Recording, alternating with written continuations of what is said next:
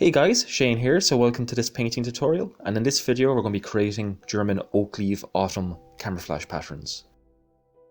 So this is Alpine's 135th Kurt Meyer and Normandy figure, and we're just going to be really focusing on the autumn style camo that apparently he wore during the campaign. So I have a full list of all the colours appearing now, so again take note of these if you wish to create it colour by colour. So we're going to be using nothing but paintbrush and glazes to create this pattern, so no airbrushing. So we're going to start by creating the base layer for the camouflage. So I'm going to be taking about 70% Vallejo German Camo Beige, about 20% and 10% respectively of again Vallejo English Uniform and German Camo Black Brown to create this almost ochre drab colour, and it's going to mix a little bit of water just to thin it down. So it's going to be important just to lay down some very thin layers at first, just to map out what we're going to do, as we're going to be manually painting in our shadows and highlights instead of using the washes that I normally use. So this time we're going to try something a little bit different. So you can see that my paint is quite transparent. So again, resist the urge not to try to build up the colour in one go. It will take a few layers to slowly build up. I've already painted his hands and face, and I have a link in the description on the tutorial covering how I paint faces.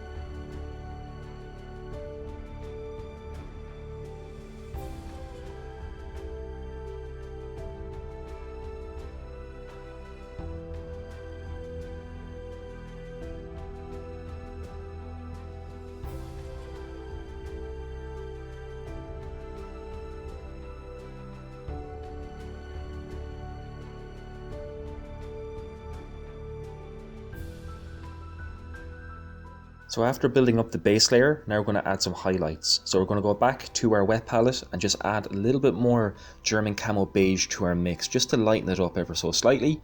And we're going to start working this colour again. I've switched down to a finer tip brush, and I'm going to start working this on the tops of creases and any areas that are somewhat flat or taut, basically more light would catch on the fabric.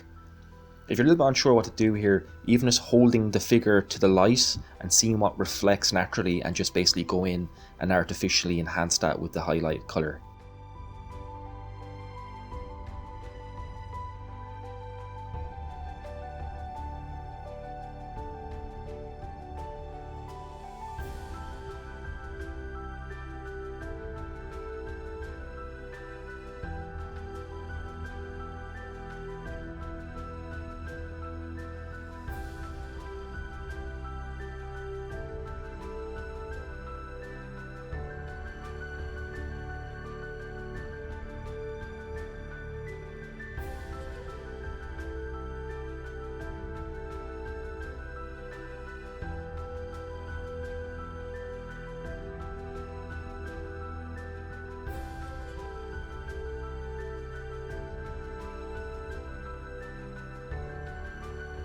So it does take a little bit of time to build up the highlight layer, but this figure is so nicely sculpted that it actually kind of starts painting itself eventually, once you kind of get into the swing of it. So again, I'm just focusing on the tops of details, areas I feel would be a little bit lighter, and just to create a little bit of contrast, and just leaving the darker colour in the recessed areas. Now we'll come in and actually start adding shadows further on, just to create some more contrast. Speaking of shadows, I was going back to our base mix again, and this time I'm going to add some more German Camo Black Brown to the mix, which creates a much darker beige shade. And you can see I'm just painting this in a little bit haphazardly. Again, I'm trying to be as neat as I can, but the figure is about maybe 2 feet away from me. This is how I film things. And I'm trying to focus this colour into the folds and into areas that are in the shade, basically like insides of creases, insides of folds, areas directly under his arms, insides of his arms and his trousers, just to create shadow. So you can see I'm just kind of sketching out this detail. It's not too neat, but again my paint is nice and thin, so it is somewhat transparent. So the first few passes I do of him is just trying to pick out areas I feel there should be shadow being cast.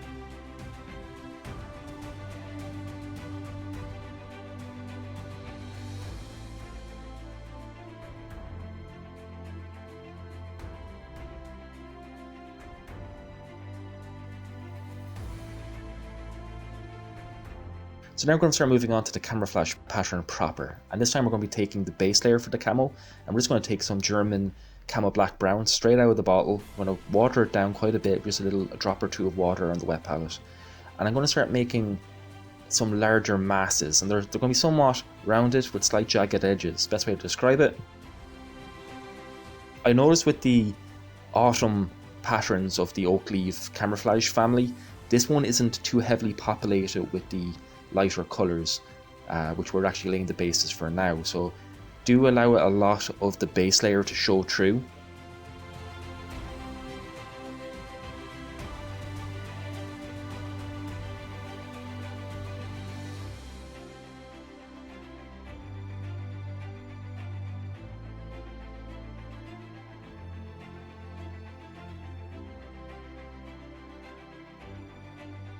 I'm just doing small little islands at a time, and you'll also see me dot in smaller little blotches of our black brown here. And the trick is, again, keep your paint nice and thin and just do a section of the model at a time. So I did one pants leg, I'll move on to another trouser leg now in a few moments, and I'll just slowly build it up. And also having a photograph of the actual camouflage pattern nearby is so important here. It just gives you a point of reference to work on.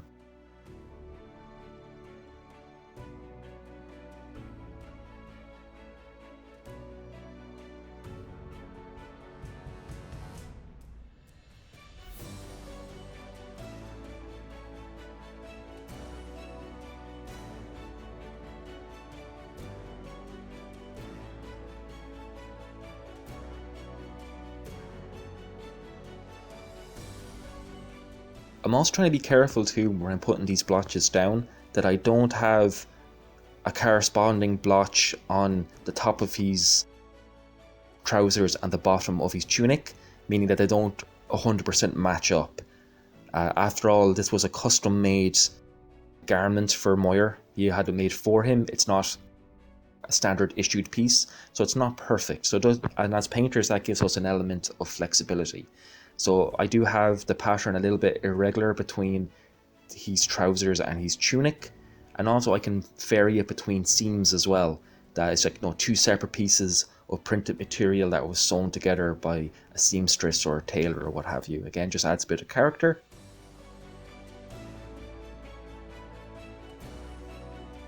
Now it will take me a few coats to build up these darker islands or blotches of colour, just to kind of get a nice solid layer, but try to resist the urge to do it in one go. You know, try to be patient with yourself and allow the figure to paint itself, if you will.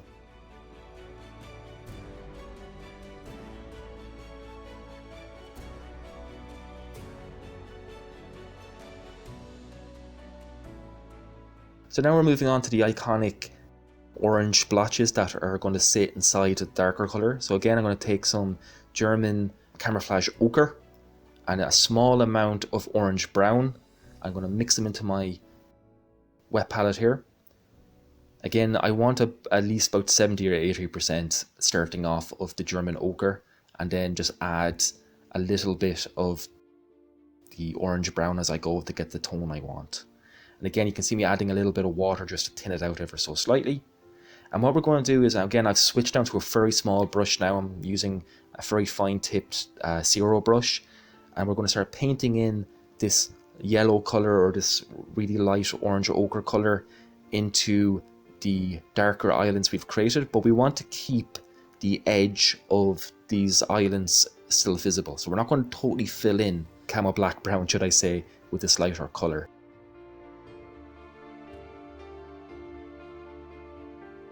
And because there's a lighter colour, especially when you're using yellows and ochres and oranges, they're somewhat transparent, so it will require several coats, especially too when we tin it down with a drop or two of water. So this will take several layers to build up to a solid consistency, which is actually a good thing because it allows us to regulate how intense we want the colours and actually create shading and highlights that way too, by just how far we build up the colour.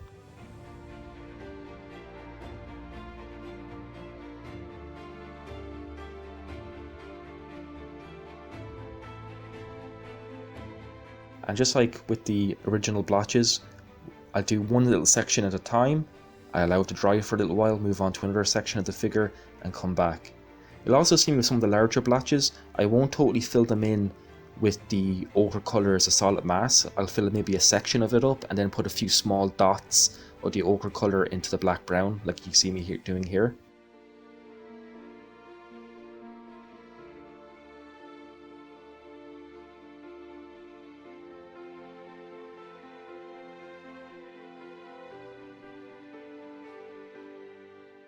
Now I'm a little bit too heavy there, but we'll come back in with some glazes to fix that later.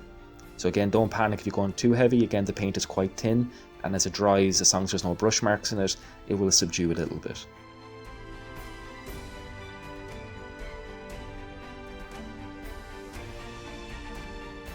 So there's a lot of back and forth with this camouflage pattern. However, it's actually a very simple pattern to work with. It was actually a lot of fun working on this figure. I didn't think I'd enjoy it as much as I did. However, I always find the German camo patterns a lot of fun to work with. So I'm slowly building it up.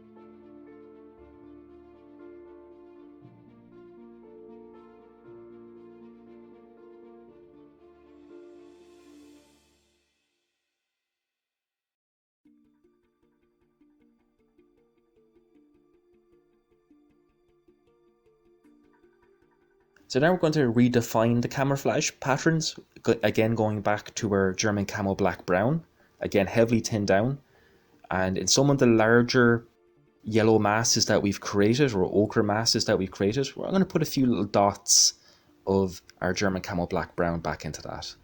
Again, just adding those iconic dots. Also, if I find that I've lost the black brown border around some of these masses, I'm going to come back in and recut those in.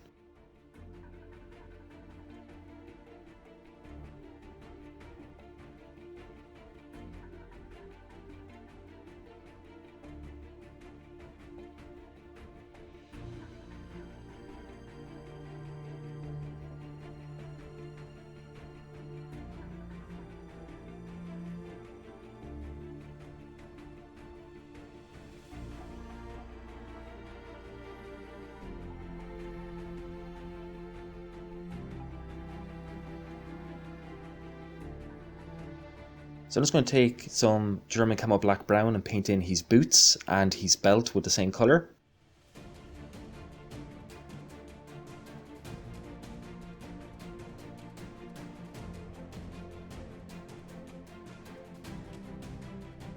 Now we're moving on to his shirt and cap badge. And for that I'm just going to take some German camo extra dark green or black green. Again, being very careful now not to get this anywhere we don't want. So I'm going to use this to paint his shirt that is visible through his camo tunic. I'm also going to use it to paint in the rank markings on his upper arms. I'm also just going to take some flat black and paint in the visor of his crush cap here.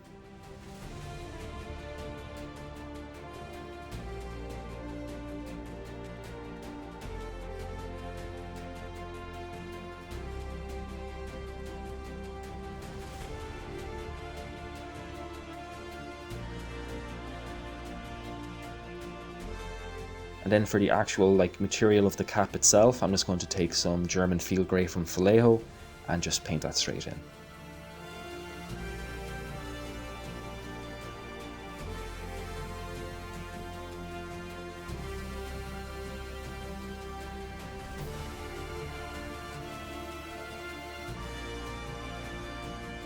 So now we're moving into the actual nitty-gritty of trying to paint in the rank markings on his arms.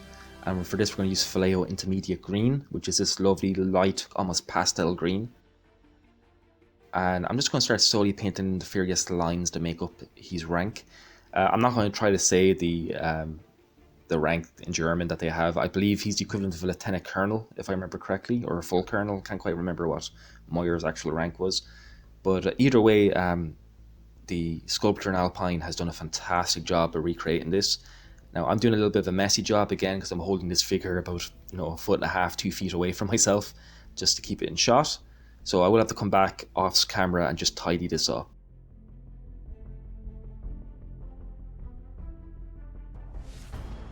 So the only wash that we will be using will be really just a bit of Agrat's Earthshade from Citadel on the top of his cap and in his tunic.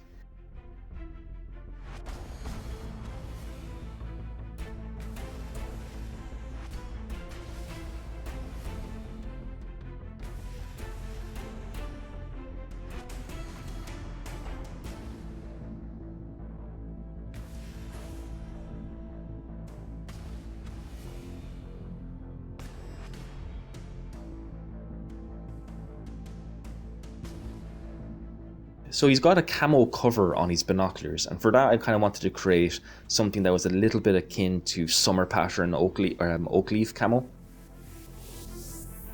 This is a little bit of a test piece, so I wanted to just experiment before I do a full summer smock, if you will.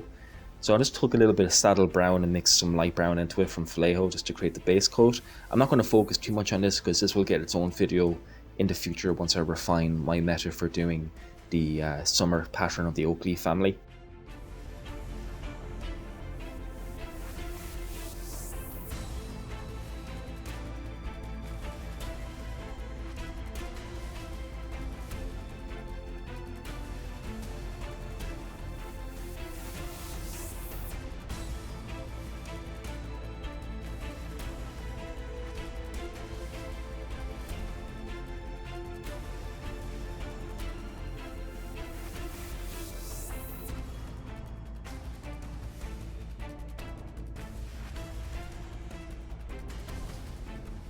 And then I took the Vallejo German extra dark green or dark camo green to paint in the blotches for the summer oak leaves pattern.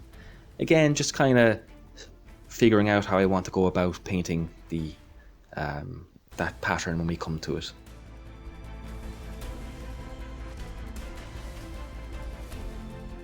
It's a little bit hard to see. You can see I'm also switched down to a very small brush. This was entirely painted using a 00 brush in the case of the binoculars.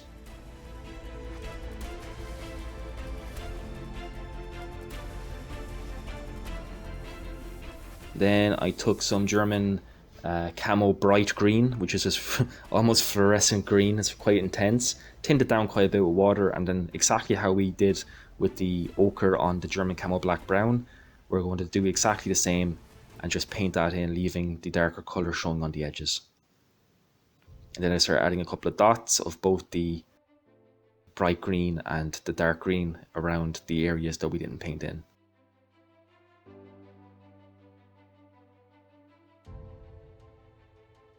So now to paint the insignia on his cap, we're going to take some Vallejo model game colour, should I say, Ghost Grey, which is kind of my go-to colour for painting embroidered like white thread.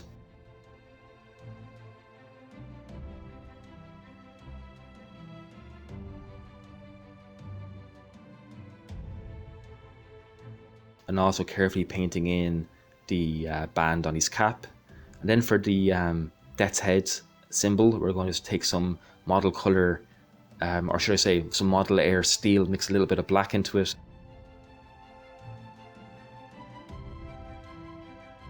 So to create further definition and shading, we're going to take some black and some German camo black brown, mix them together, and then roughly 50-50 mix our mixture with some glazed medium from Vallejo.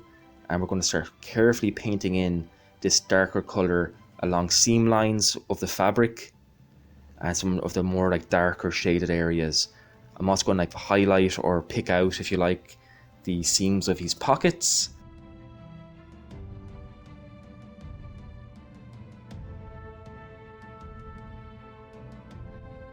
Again, trying to be careful. I'm holding this figure way too far away from myself to really be in control of my brush as much as I'd like to be. But you guys will be able to paint, you know, more normally because you don't have a camera under your nose.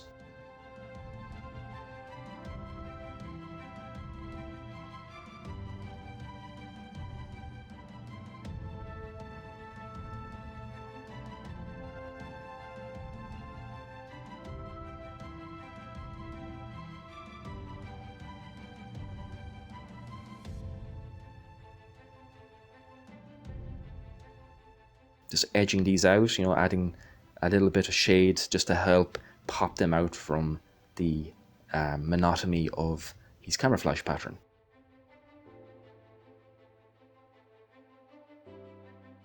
And if there's anything I don't like, I just wipe it away with a clean brush dipped in water, and it just wipes straight away.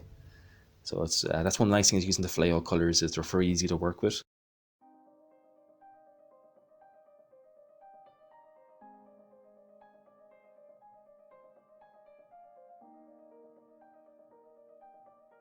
I'm also going to put a little bit of this glaze into the areas around these buttons, just to create some contrast and some shade before we come in and actually paint the metallic buttons themselves.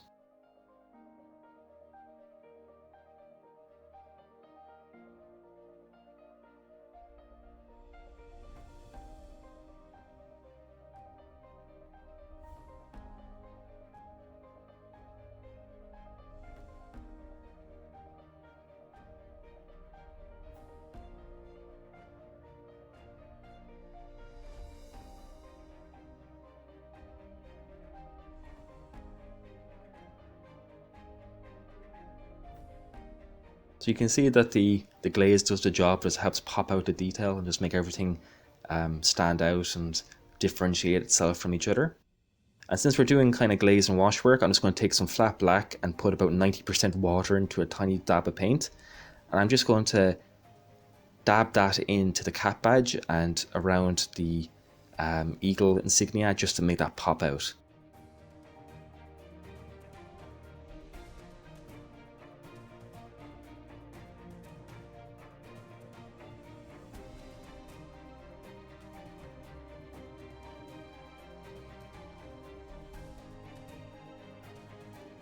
So we're going to move on to our leather details, and for that, again, we're going back to our Agrod's Earth shade. I just can't not use it. I like this product too much not to. It's one of my favourite tools in my arsenal for painting figures, and I find this wash does really well for creating leather effects.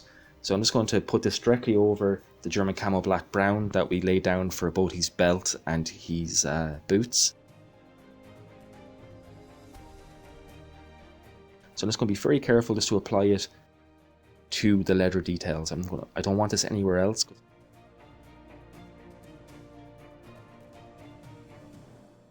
And you can see I'm quite generous in the amount that I've actually laid down.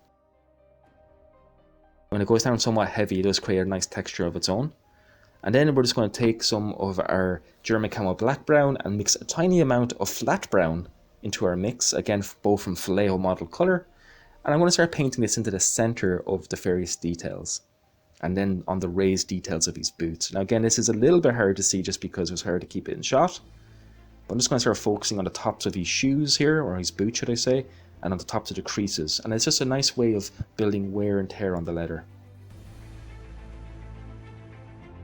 Even though I hate painting boots, they are, when painted up and weathered up, they do create a lot of interest in the figure. I always find you can always tell when someone's spent a lot of time on their figure by looking at the boots, funny enough, because it's something that, you know, it's not really exciting, it's not really sexy, but when you see like boots that are really well like highlighted and weathered, it looks very good. And now we're just going to take our highlight mix and just add a little bit of Vallejo Sunny Skin Tone to the mix, which creates this lovely worn leather effect. And we're just going to focus this colour really on the toes and heels of his boots and some of the more pronounced creases and details on his boots themselves.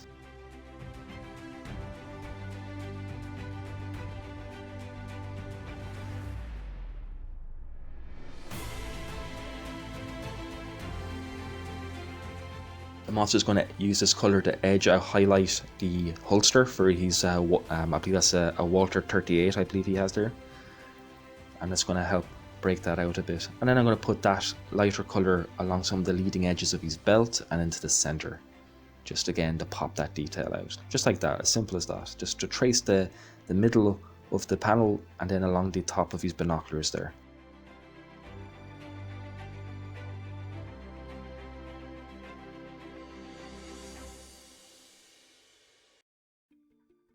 So for the buttons, we're going to take some of our Model Air steel and then put a little bit of model color black into it. You can mix these colors together, it has no effect on them. and this creates a slightly less intense steel colour. And again, taking our 00 fine tip brush here again from Winsor & Newton, I'm just going to slowly, I mean very slowly and carefully, just pick out that detail. And because we put a little bit of the glaze into the button details, it makes this really pop out really well.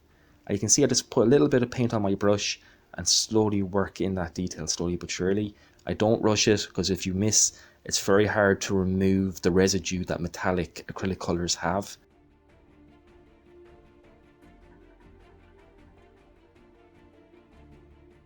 Maintaining the idea of trying to do as much of this figure with a paintbrush, we're going to take some Vallejo Premium Matte Varnish and we're going to apply it with a paintbrush, which you can totally do. I find even with the matte varnish applied by the brush, there's still an element of satin quality to it, which will probably require a few more coats, and that's mostly down to the glaze medium, because it does have a somewhat satin effect when dried. So again, I might just take a few layers to knock that back and create a nice matte finish. If you use your rattle can or your airbrush, I'm sure it'll knock it right back. It's just applying it with the paintbrush. You have to be a little bit careful not to swamp the figure detail with varnish, and also be very careful not to do too much brush strokes on the varnish when it's drying, because it's very easy to create a lot of brush mark.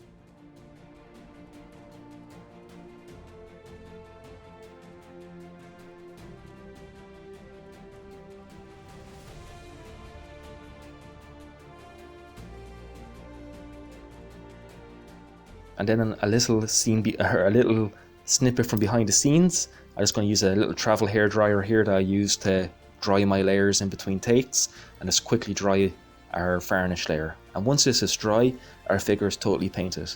So guys, I really hope you enjoyed this tutorial. This was a very fun figure to work on. Really enjoyed using glazes and actually manually painting in my shadows and highlights rather than just using the wash method. Both are equally valid, just really which way you want to do it. So guys, thank you so much for watching. I really hope you enjoyed this video. I have been Shane. Thank you so much for watching. And again, big thank you to my patrons for allowing me to do this by supporting me and helping me acquire this figure. So thank you so much guys. Happy modeling, and I'll catch you in the next video. Bye bye.